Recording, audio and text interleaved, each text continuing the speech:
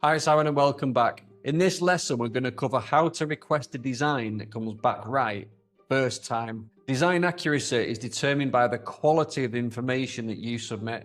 The clearer your survey, the faster and more accurate your design will be. So in this lesson, what you'll learn is what designers actually need to produce accurate layouts and how poor submissions create unnecessary revisions, what slows down design turnaround times, and how good submissions speed up your workflow. So, designers cannot design what they cannot see. If you send one photo, rough measurements, no ceiling height, no notes about the customer, you will always get too many revisions, and revisions slow everything down.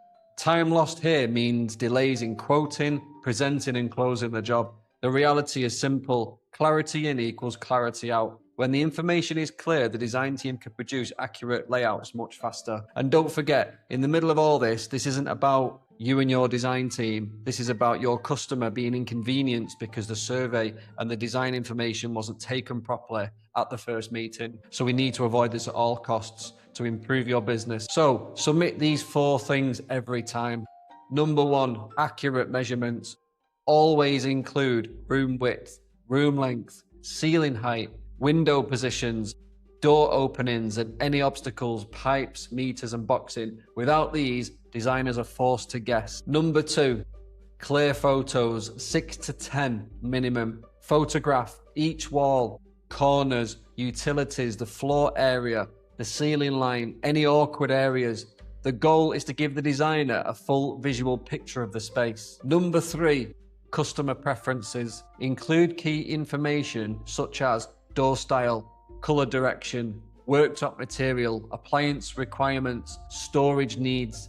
These allow the designer to create something that will actually fit the customer. Number 4, your layout thoughts. If the customer already has ideas, include them. Even a simple sketch or note helps guide the design direction. And here's a pro tip: record a quick Loom walkthrough. So that's Loom.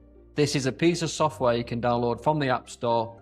You download it, start recording, do a video walkthrough of the room. It creates a link to that video and include that with your design submission. All of our trade partners that use our design service regularly have adopted this habit. While they're on site, they record this short video and walk through the room explaining the layout. For example, the windows here, the sinks planned here, the customer wants an island if possible. This gives a design team context that photos and measurements sometimes miss. If you attach that Loom with your design request, it removes a lot of the back and forth. Because remember, the design team are not mind readers. The clearer the information you provide, the faster the design will come back, the fewer revisions you'll need, and the better experience your customer will get, and the more likely they are to say yes, the more likely you are to win more jobs, and the more likely you are to make more profit. So the quick wins here are: use your phone's wide-angle lens for room photos, include the whole room.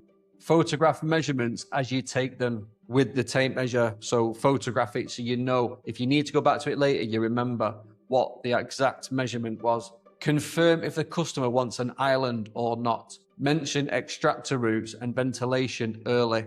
Record a quick Loom walkthrough if the layout needs explanation. Because the common mistakes here are writing things like, do whatever looks best. If you think it's down to the designer to just create something because they're a designer, you've done a bad survey. It's as simple as that. It's lazy, and it's not up to the designer to think or do what they feel is best. It's up to you to guide through speaking to the customer what the customer wants, and that is what the designer should be working from. The next one is forgetting the ceiling height. This is really common. People do this all the time, especially if you need to use tall units and they haven't measured the height of the ceiling. The next one is missing appliance dimensions, assuming that things are going to fit. Trips people up an awful lot.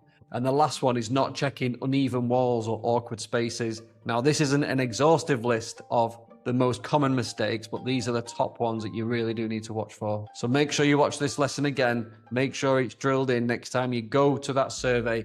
Get all this information, and remember the importance of getting the information to the designers right first time.